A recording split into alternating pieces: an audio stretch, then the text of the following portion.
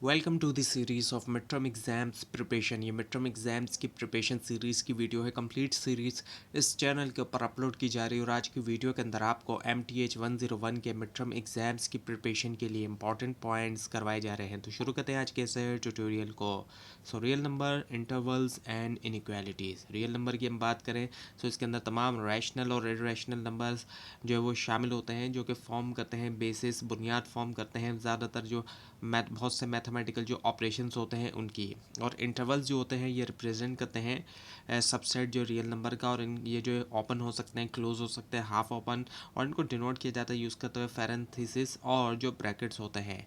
Inequalities जो होती हैं उससे हमें रिलेशनशिप पता चलते हैं नंबर्स के दरमियान, जैसे कि greater than, less than, equal to, और ये जो है एसेंशियल होते हैं सॉल्व करने के लिए जो एल्जेब्रिक प्रॉब्लम्स होती हैं। Now the absolute value. Absolute value के ज़रिए क्या किया जाता है, मेजर किया जाता है जो डिस्टेंस होता है एक नंबर का ज़ीरो से कितना नंबर है, डिस्टेंस है नंबर लाइन के ऊपर, और रिगार्डलेस कि उसकी जो डायरेक्शन है उससे कोई फ़र्क नहीं पड़ता। और इसको डिनोट किया जाता है कुछ इस तरीके से कि देख सकते हैं आप, एक्स जो है इसके दो लाइनें जो हैं जो कि वर्टिकल है, और हमेशा जो है ये इससे नन नेगेटिव रिजल्ट आता है, यानी कि आंसर जो आएगा हमेशा वो पॉजिटिव नंबर होगा। जैसे कि एब्सोल्यूट वैल्यू -5 की क्या आ रही है, 5 आ रही है। सो एब्सोल्यूट वैल्यू यूज़ किया जाता है इसको डिफाइन करने में, इंटरवल सॉल्व करने में, इक्वेशन एनालाइज करने में, पीस वाइज फंक्शन। और अगर हम एग्जांपल ले लेते हैं कुछ इस तरीके से है कि x-2 का जो एब्सोल्यूट वैल्यू आ रही है वो 5 के अगर बराबर है, तो ऐसे सिचुएशन के अंदर इसको दो हिस्सों में जो है वो दो केसेस आ सकते हैं हमारे सामने कि x-2 जो है वो 5 के बराबर हो और x-2 जो है वो बराबर हो -5 के। अब जब हम इसको सॉल्व करेंगे तो हमारे पास x7 के भी बराबर आएगा और -3 के भी बराबर आएगा, यानी कि एक तरफ 3 के बराबर आ रहा है तो एक तरफ -3 के और एक तरफ 7। आप इसको खुद से भी करके देखिएगा।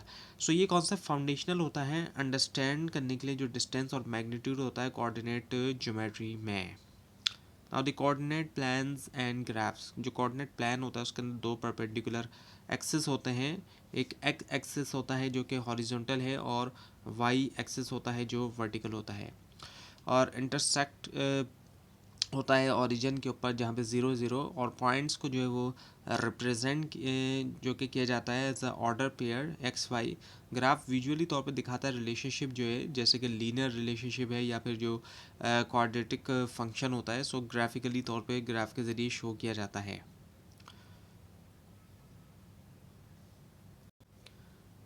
ग्राफ पे पॉइंट करना और उनको इंटरप्रेट करना ये ज़रूरी होता है एनालाइज करने के लिए, जो फंक्शंस होते हैं सॉल्व करने के लिए रियल वर्ल्ड प्रॉब्लम, जैसे कि स्पेशल रिलेशनशिप्स वगैरह। लाइंस एंड डिस्टेंस की हम बात करते हैं। लाइंस को रिप्रेजेंट किया जाता है इक्वेशंस के ज़रिए, जैसे कि y = mx+b, जहाँ पर m जो है वो स्लोप है और y जो है वो b जो है सॉरी y इंटरसेप्ट है, और स्लोप इंडिकेट करता है स्टीपनेस और डायरेक्शन जो है लाइन की। और जो डिस्टेंस फार्मूला वो ड्राइव हुआ है पाइथागोरियन थ्योरम से, और कैलकुलेट किया जाता है डिस्टेंस जो है वो दो पॉइंट्स के दरमियान।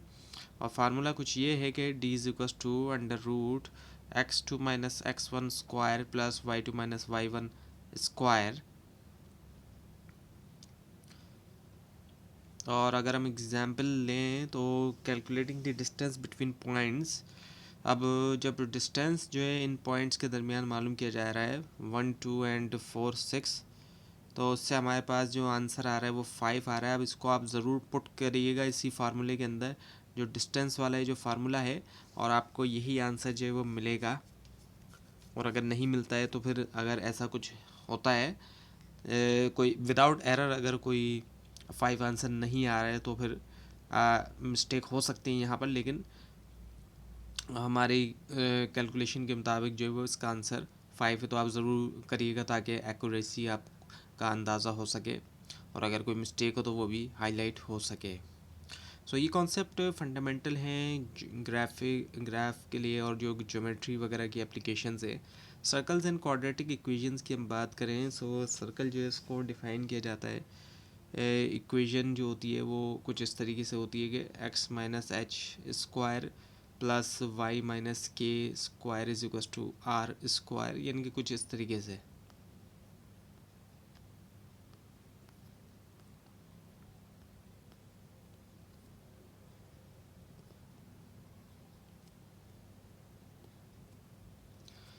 कुछ इस तरीके से यहाँ पर एच के जो है वो सेंटर है और आर जो है वो रेडियस है। और क्वाड्रेटिक इक्वेशन जो है वो लेती है form A X square plus B X plus C is equal to zero, और इसको यूज़ किया जा सकता है, सॉल्व किया जा सकता है यूज़ करते हुए फैक्टरिंग और कंप्लीट करना स्क्वायर या फिर क्वाड्रेटिक फार्मूला जो कि आपने पहले भी पढ़ा होगा, ये मैट्रिक क्लास के अंदर भी पढ़ाया जाता है। Minus B plus minus under root B square minus 4ac divided by 2a। अभी आपको यहाँ पे बताया जाएगा कि कौन सा फार्मूला है ये, अगर आप भूल चुके हैं तो कोई बात नहीं। So x is equal to minus B plus minus under root B square minus 4ac and divided by 2a। So ये फार्मूला जो है वो है।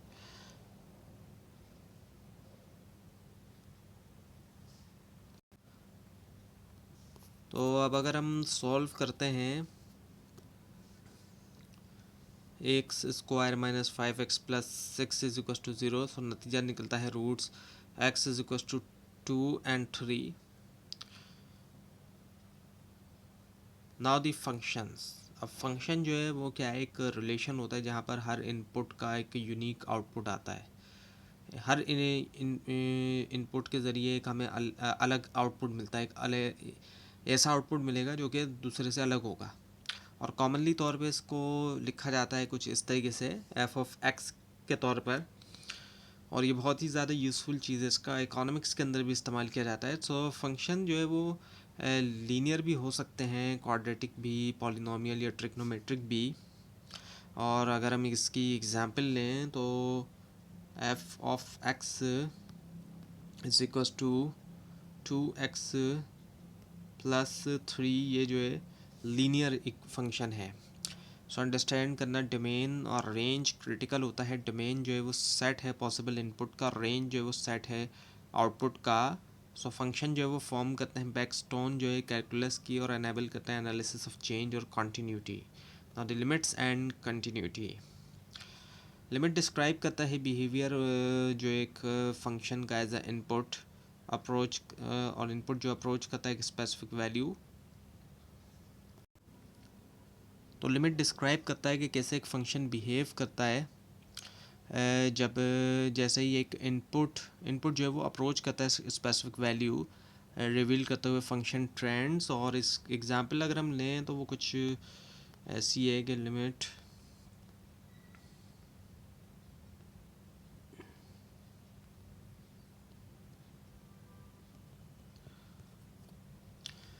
So limit x approaches 2 of x squared, ये जो है इक्वल है 4 के।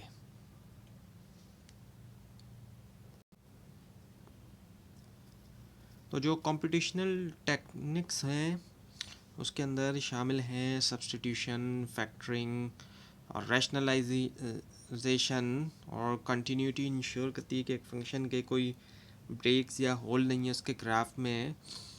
और एक फंक्शन पॉलिनोमियल फंक्शन जो है वो कंटिन्यूस है एवरीवेयर। अंडरस्टैंड करना लिमिट्स और कंटिन्यूटी ज़रूरी होता है डिफाइन करने के लिए डेरिवेटिव्स और integral. Now the derivatives and techniques.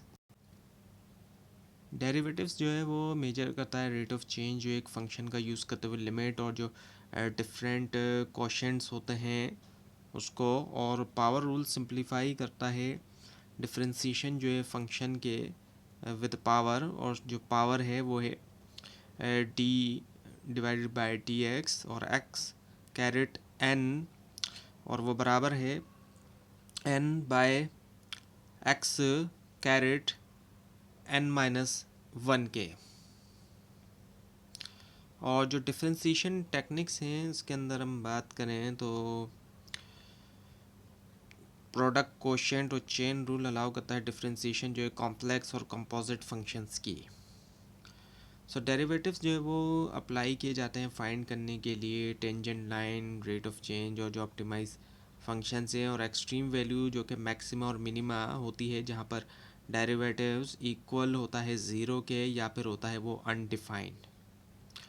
तो ये था आज का लेसन। आपको इस बारे में कोई क्वेश्चन हो, खास तौर पर इसमें कोई मिस्टेक दिखाई दे ज़रूर हाईलाइट कीजिए। और इस पूरी सीरीज़ को देखने के लिए और मिड टर्म और फाइनल टर्म एग्जाम्स की प्रिपरेशन के लिए इस चैनल को सब्सक्राइब कीजिए, बेल आइकन के ऊपर क्लिक कीजिए। Thanks for watching this video and best of luck.